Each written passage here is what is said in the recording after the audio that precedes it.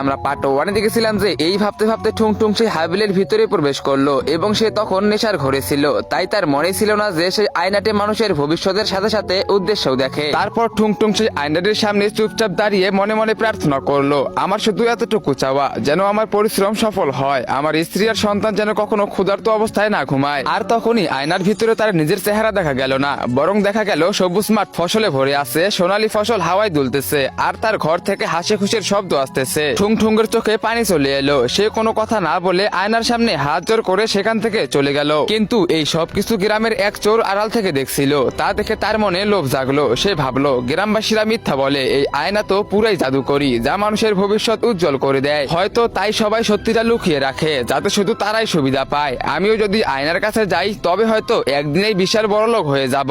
এই ভেবে চোরটি সময় নষ্ট না করে আয়নার সামনে গিয়ে দাঁড়ালো এবং বলল, আমি ব্যাংক লুট করব, দুনিয়ার সব থেকে ধনী মানুষ হব আর সারা জীবন আয়েশ করব।